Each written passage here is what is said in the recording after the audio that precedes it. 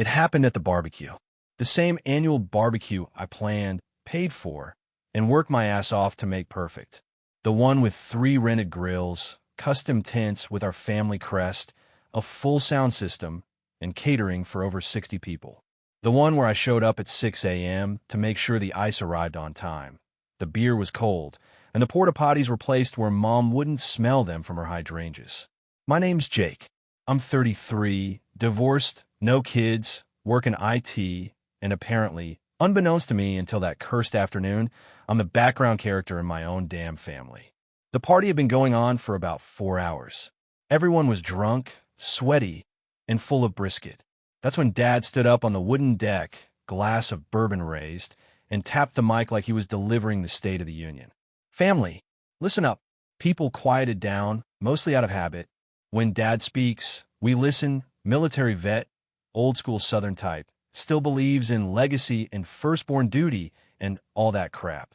He pointed at my younger brother, Kyle, 27, freshly MBA'd, walking LinkedIn post in human form. Let's hear it for the man of the hour.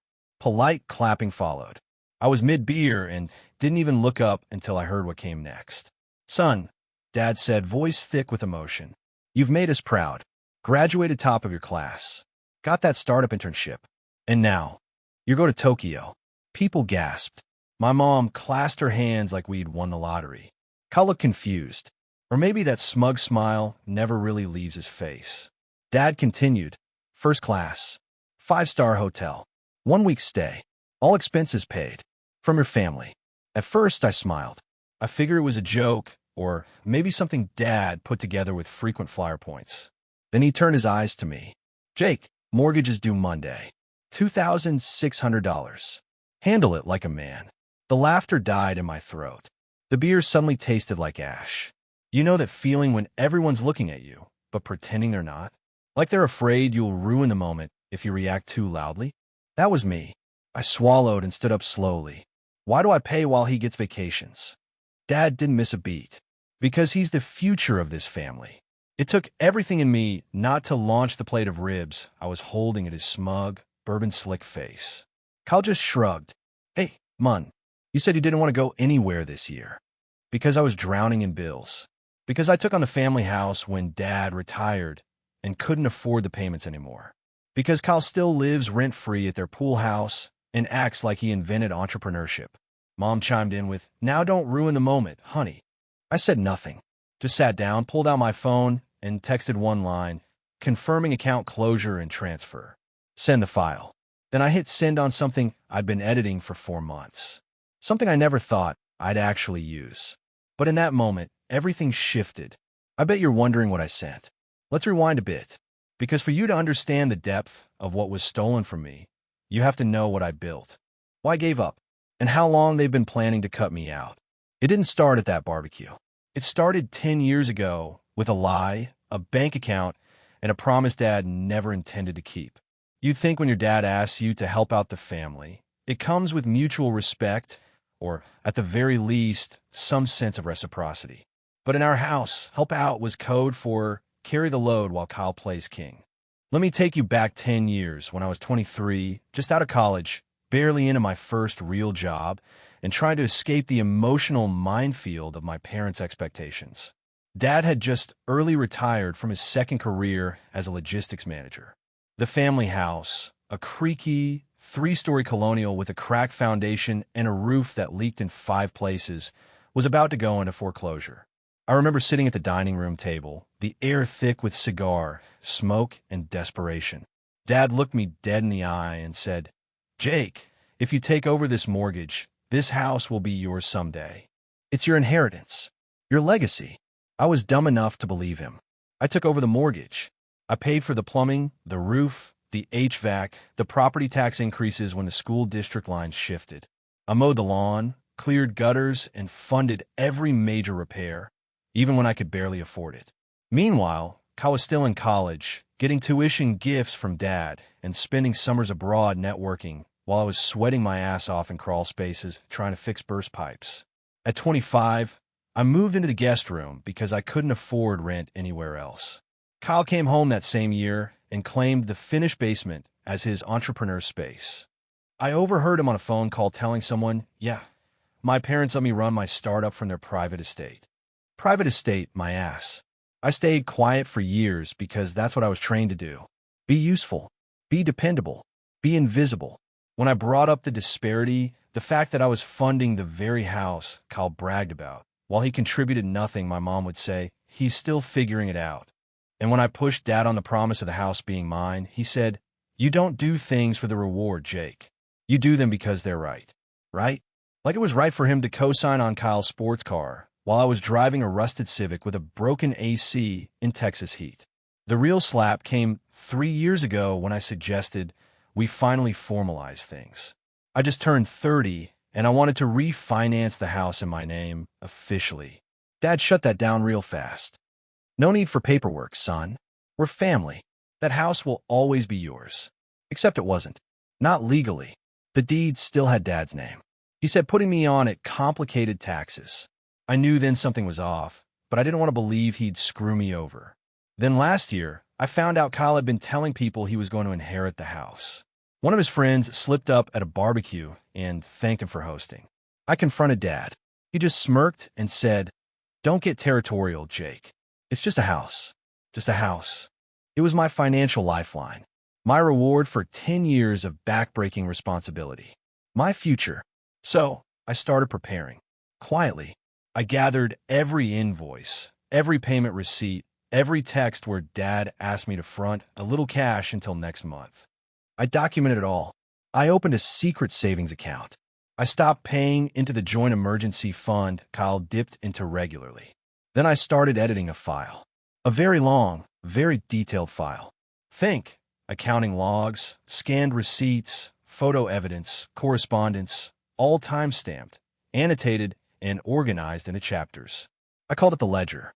And on the day Dad handed Kyle a first-class ticket to Tokyo and tossed the mortgage at me like it was a dog bowl, I hit send. Sent it to every family member with the subject line, who really pays for this family? But I didn't stop there. The bank account I'd been managing, the one where all the house payments went through, closed. The auto debits? Canceled. The utilities? Disconnected. The title company? Contacted. If I wasn't going to own that house, no one was. They just didn't know it yet. The night after the barbecue, I sat in the darkened living room of my one-bedroom apartment, the apartment I'd moved into quietly 6 months earlier.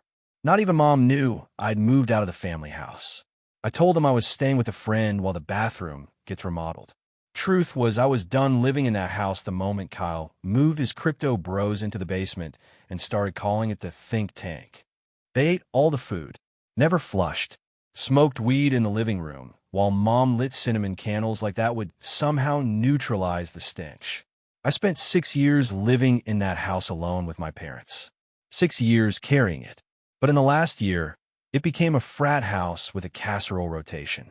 And now that Kyle was apparently the future of this family, I figured it was time they find out what the past had really done for them. When I clicked send on the ledger, I knew there was no going back.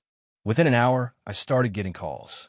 First from Aunt Denise, Mom's older sister. Jake, is this real? She whispered like someone had died. Every line is documented. I replied calmly.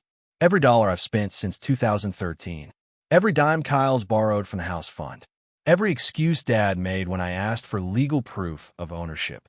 She didn't argue, just sighed and said, it's time someone finally said it. Then came the texts. Cousins. Old family friends.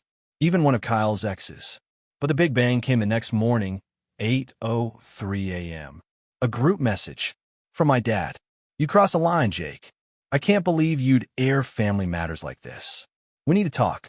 Now. I didn't reply. Instead, I turned off my phone and drove to the family house. I still had the keys. The place was dark and quiet. Mom was probably at her part-time job at the church daycare. Dad had early tea time on Saturdays. Kyle, likely asleep until noon unless someone whispered the word Ethereum. I walked in and started unplugging things. First the Wi-Fi router, Kyle's lifeline. Then the smart thermostat. Then I went downstairs and flipped the main breaker. The whole house died with a satisfying click. In the garage, I disconnected the gas valve. It wasn't dangerous, just a temporary lock-off with a note that said, unpaid account. Contact provider. I slapped a similar sticker on the front door. I wasn't bluffing. The utility accounts were all in my name. I'd paid every single one for 10 years. And I just canceled all of them. Let them freeze. Before I left a copy of the ledger printed and bound, sitting right on the kitchen island under a paperweight that read, "Number 1 Dad." By the time I got back to my apartment, the voicemails had tripled. I finally checked one for Mom. She was crying. "You've embarrassed your father. You've hurt Kyle. You've divided this family." But what hit me wasn't the guilt trip. It was the tone. She wasn't angry I'd been used. She was angry I'd stopped allowing it. They weren't mad about the exploitation. They were mad the faucet got shut off. Later that afternoon, I got a text from Kyle. "Bro, seriously? You shut off the Fing heat?" I ignored it. I had people over. The Fing alarm went off, and the house was icy. Still ignored it. "You could have just talked to us. Why go nuclear?" That was the thing. I had talked. For 10 years, I asked for fairness, for clarity, for some damn respect. I got laughed off, ignored, gaslit. You don't bring a flower to a gunfight. You bring a nuke. And I had receipts. By Monday, the fallout was in full swing. The house was offline and legally non-compliant due to missing utilities. Kyle's think tank moved out by Wednesday. My dad's golf trip was canceled after Aunt Denise forwarded the ledger to his old veteran buddies. And the cherry on top, Kyle's Tokyo trip? Canceled. Airline tickets were bought through the joint family card I'd closed. So much for his first-class launch into global business. What did I do next? Oh, I wasn't done. I had one last card to play. Because while they'd spent a decade underestimating me, I'd spent that same time quietly preparing for the day they'd finally pushed me too far. And now, it was time for the title transfer. I wasn't just shutting things down. I was reclaiming what was mine. The house, the so-called family home that I poured 10 years of sweat, sanity, and salary into, was never legally transferred to me. That was the con, the promise, the scam dressed up as a legacy. But what my parents didn't realize was that the lack of a title in my name didn't mean I had no claim. See, when you make consistent mortgage payments, on time, every time for a decade, that paper trail becomes a weapon. Especially when those payments came from your account, under a verbal agreement witnessed by multiple family members and documented in the ledger. And guess what? I kept everything. Venmo notes from Dad saying, "Can you cover the house this month?" Kyle's tuition hit me harder than expected. Text from Mom. "Thanks for paying the tax bill again. We'll make it up to you next month." Emails from my parents' financial advisor, where he literally wrote, "Jake, your contributions to the family property are well noted. Just know your father appreciates you stepping up." Every line was a receipt. Every sentence a noose. And now I was ready to pull. I met with a real estate attorney I'd been in contact with for 6 months. We'd gone over every payment, every repair invoice, every document I'd archived. He was stunned. "You've basically funded, maintained, and legally operated the home for longer than most landlords. If you want to fight this, you have a case." "Good," I said, "because I'm not asking for ownership. I'm taking it." We filed a suit of equitable interest. See, when you're not on the title, but have financially maintained a property with documented agreement and evidence, a court can rule that you have a right to claim interest or demand reimbursement. I didn't want the latter. I wanted the house. Free and clear. In writing. I had the receipts. I had the witnesses. And I had something stronger than any of them expected. Time. While Kyle was out doing Instagram lives about his resilience, and Dad was busy calling up cousins trying to set the record straight, I was filing paperwork. That Thursday, they got served. 3 envelopes. One for Dad, one for Mom, and one for Kyle, since he'd been living on the property rent-free and would need to be legally removed if my suit was granted. The fallout was immediate. Dad tried to call. I didn't answer. Mom left a voicemail sobbing, saying I was destroying our family's name. Kyle? He came to my job. Yeah, bold move, bro. I was on my lunch break when I saw him standing outside the glass doors of my building, pacing like a coked-up motivational speaker. I walked out, cool as ice. "Are you being serious, Jake?" he snapped. "As a heart attack," I said. "You're taking Dad's house." "No, I'm taking the house I've paid for since you were still failing Econ 101. He got up in my face. "You're burning everything down. No, Kaid. I'm just finally walking out of the ashes you all left me in. He stared at me, eyes wide, jaw clenched. I could tell it was killing him. Not just that I was fighting back, but that I was winning. You're not going to win this, he muttered. I leaned in close and smiled. I already have. The next day, my lawyer emailed their attorney because, yes, they scrambled to get one and offered a settlement. I dropped the claim for back payment and damages if they sign over the deed, vacate the house, and cease all claims of future inheritance. They had 7 days to respond. It took 3. My parents showed up at my apartment that Sunday. For the first time in my life, my father didn't look like a general. He looked small. Jake, he said, can we talk? I stood in the doorway. You've made your point, he said. You've embarrassed us. Hurt your mother. Mom was quiet. Her eyes were red. No muck-up. I don't want to fight anymore, he added. You never fought, I said. You just manipulated. He didn't argue. He just sighed and handed me a manila envelope. Inside, a signed title transfer, a letter of relinquishment, and a note, handwritten, that simply said, I should have treated you like a son, not a workhorse. I didn't cry. I didn't hug them. I said thank you and closed the door. And that was it. The house was mine. I didn't even go over there right away. I let it sit, let the silence sink in. But I wasn't done, because before I changed the locks, before I stepped foot back inside, I had one last delivery to make, and it was headed straight to Kyle's inbox. The morning after the deed was officially in my name, I brewed a fresh pot of coffee, sat down at my desk, opened my laptop, and clicked on a folder titled Operation Closure. It had just one file inside, a video, 10 minutes long, watermarked, time-stamped, titled simply, How Kyle Funded His Startup with Family Money He Didn't Earn. See, while I was collecting proof of the money I put into the house, I was also collecting receipts of the money Kyle took from it.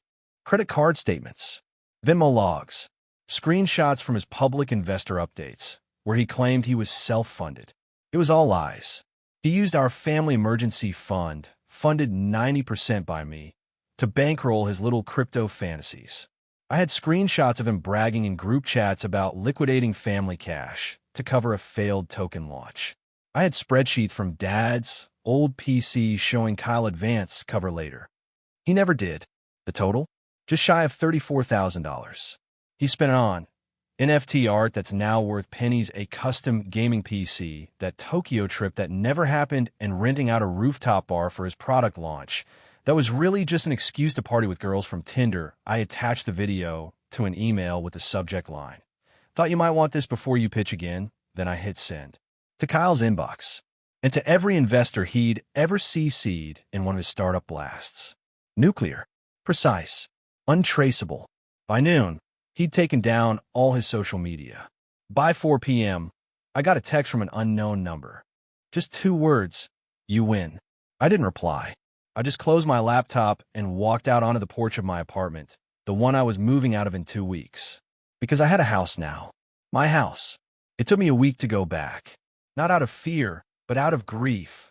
Grief for what I lost believing blood meant loyalty. Grief for the years I gave trying to be the good son, the responsible brother, the one who held it all together. The house was quiet when I walked in. No voices. No Kyle's EDM playlist shaking the floors. No mom nagging about fingerprints on the fridge. No dad watching reruns of war documentaries while ignoring everyone. Just silence. The good kind. I walked room by room. I paused at the thermostat. Turned it up just a little. For once, I was warming a house that actually belonged to me. In the living room, the #1 dad paperweight was still on the island. I left it there. A little reminder. I didn't rage. I didn't gloat. I just existed. Weeks passed. Then months. My parents didn't reach out again. Kyle tried once, sent a long, pitiful email asking for a fresh start. I archived it without reading past the first line. The family fractured after that. Not because I broke it, but because I refused to carry its dysfunction any longer. Holidays are quieter now, but they're mine. And when people ask if I regret going scorched earth, I just smile and say, I didn't burn it down. I just stopped holding up the roof while everyone else danced on it. As for the house, I fixed it up, painted the walls, redid the kitchen, turned Kyle's think tank into a home office. Sometimes I sit in there, drink a beer, and scroll through old emails just to remind myself how far I came. Because in the end, I wasn't the background character. I was the narrator the whole time. And now the story is mine.